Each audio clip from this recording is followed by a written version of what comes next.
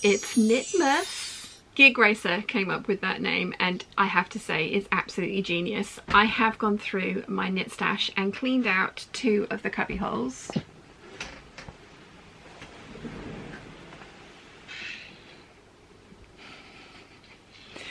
Nothing like being hugely overly ambitious. There's 19 projects here, but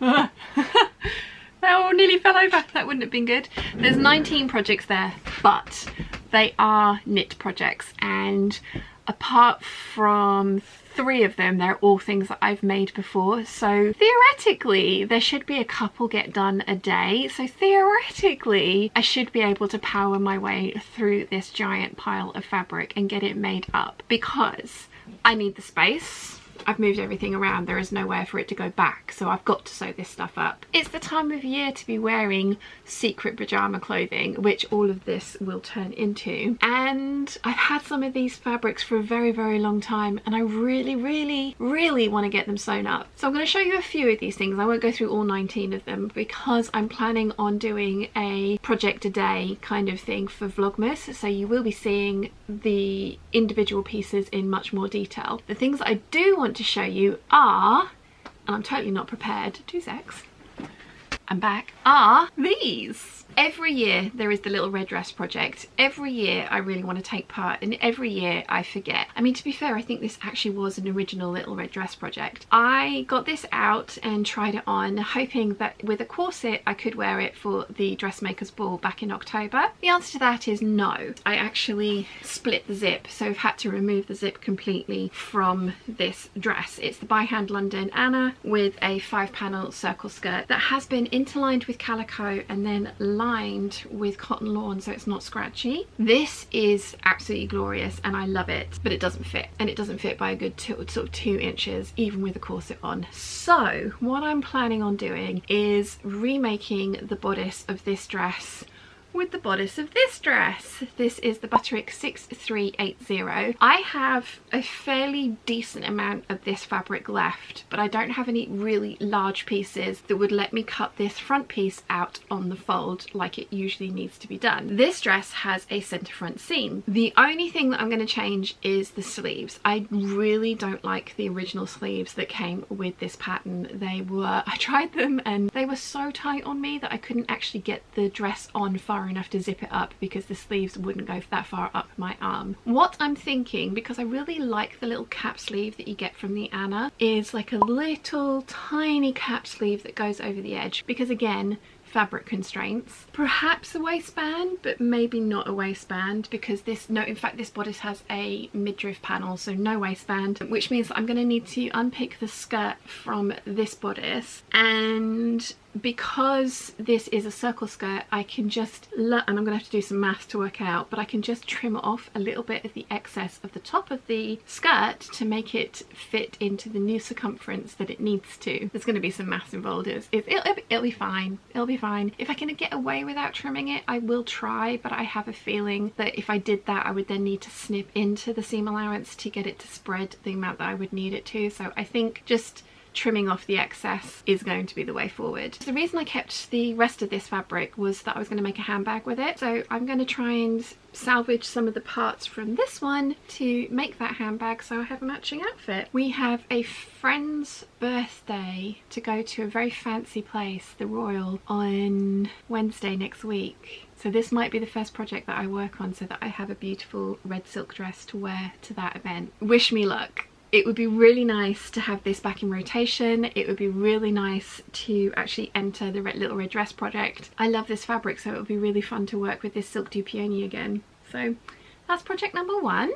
Project number 2, the Patreon peeps had a choice of 3 fabrics to pick my Christmas Day PJs from, and they went for this cotton poplin that I got from minerva.com. It is red and white stripes with strawberries all over it. I have a real thing for strawberry fabric. I absolutely love it. I have no idea why. I bought this in both the red colourway and the lilac. I also put up the Liberty Loddon print that I got from eBay many moons ago. As I say, the Patreon peeps picked this fabric. So I'm going to be making the Carolyn pajamas. Now, I've made them before and my best friend has that set. I did it in the chocolate cotton silk from Spoonflower and I loved it, but I prefer my trousers to be high-waisted, so I need to raise the waist up on the trousers. The sleeves needed to be about an inch longer and I needed to extend the torso by about an inch so that the slight shaping that there is for the waist actually hit at my waist rather than the inch above it that it did. But my best friend tried them on when she was down to visit and actually ended up wearing them out from one of my birthday nights out.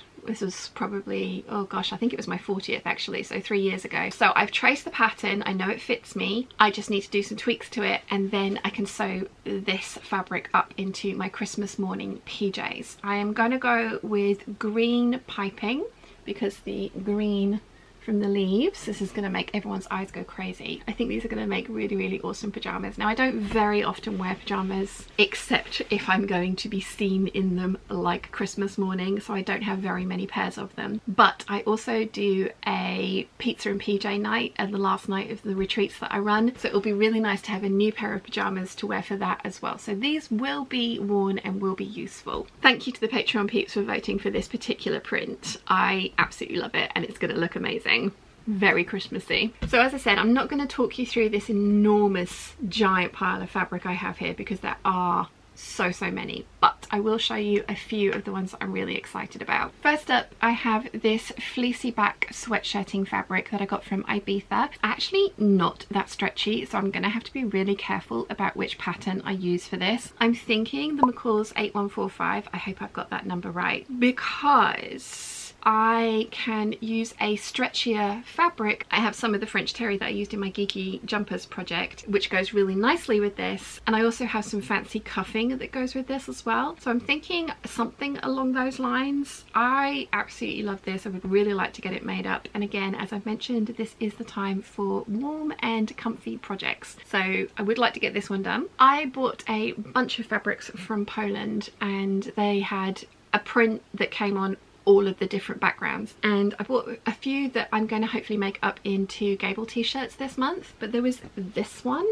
in that and I'm wondering if anyone can guess why I picked this. It's actually not that stretchy and it's only stretchy in one direction, so I think I'm going to try and fix my Megan Nielsen Briar t-shirt. Now, I love this t-shirt in theory, but the shoulder seams on this massively hung off of the edge. The front is way too short for my preference and the back is way too long for my preference. Now, I appreciate that I'm taking away the interesting high-low nature of the hem of this by lengthening the front and shortening the back, but I really like the overall fit of this t-shirt, and once I've altered these I may not even change the sleeve because it could look quite nice just being a little bit sort of like oversized. And I used to have a whole bunch of H&M t-shirts that were very similar to that kind of hit at my waist. Whilst they weren't tight to my body, they still highlighted my waist, especially when I wore my jogging bottoms, which were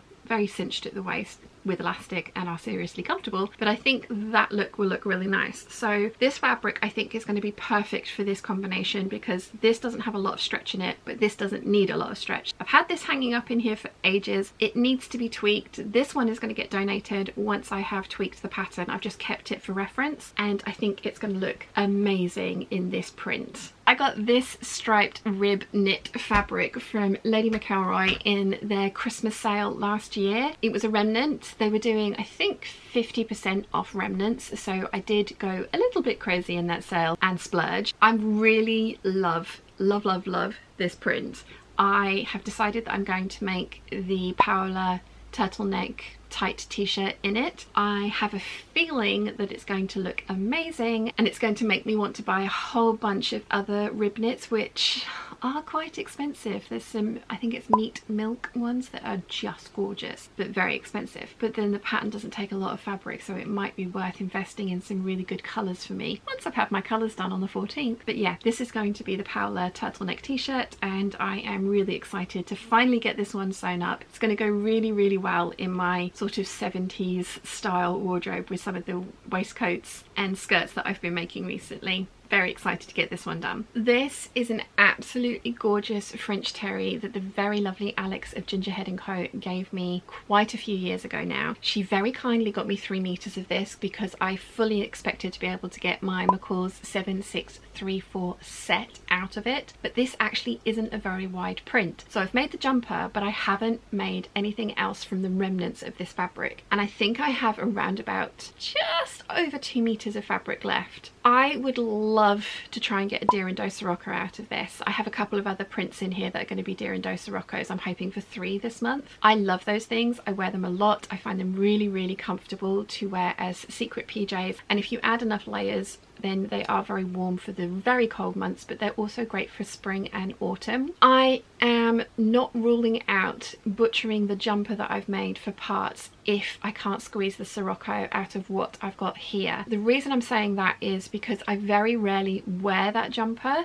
I very rarely wear any of the really pretty jumpers that I've made because I prefer cardigans, t-shirts and cardigans. I think if I have to butcher that one for parts so that I can get the deer and doe sirocco out of this, I think that would be a sensible thing to do because it will get worn far more often. I'm very excited to finally get the rest of this made up. It is so beautiful, so beautiful. And I also have the white background of this in exactly the same jumper, so if I have to butcher the other jumper for parts, I will still have a jumper in this print, just in the white colourway. So yeah, hopefully I can get sirocco out of this. Another project that I would like to try is the Cobra Corsage Velvet fabric. I have 1.5 meters of this and I've had so many plans for it. A smoking jacket, buying more and making an over-the-top dressing gown. What I think I actually want to do is a zip-up hoodie. I'm thinking either the Paper Cut Patterns Rigel bomber jacket, which I have traced out, or the Misusu stereo sweater with the zip up hack. I think that this, lined with this, and I would fully line it, this is a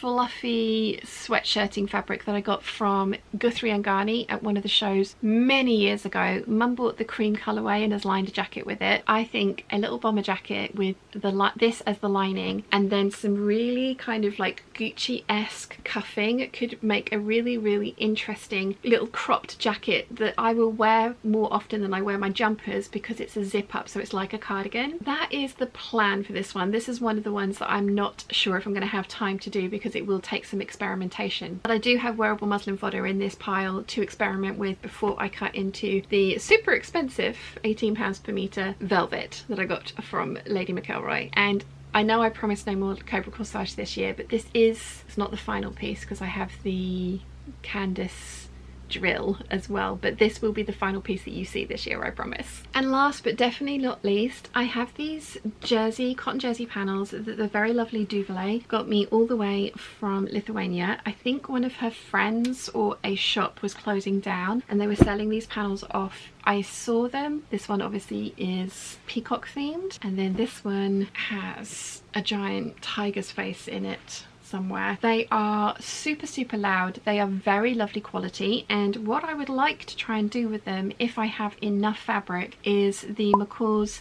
7319. Hopefully I've got that number right. It's either 7319 or 7318.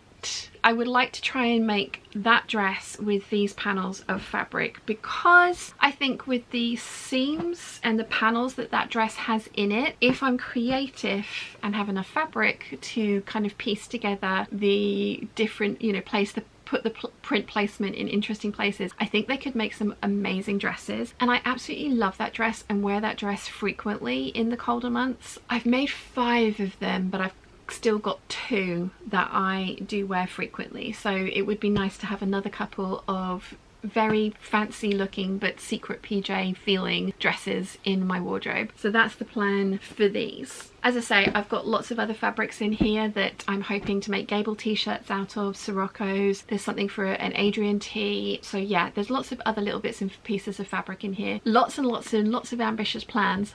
But lots of these are achievable in one day, so fingers crossed. It should make for some interesting Vlogmas editions, and I should end up with a nice toasty warm knit wardrobe by the end of it. Wish me luck. If you'd like to have a look at some of the things I made last month, check out this video here.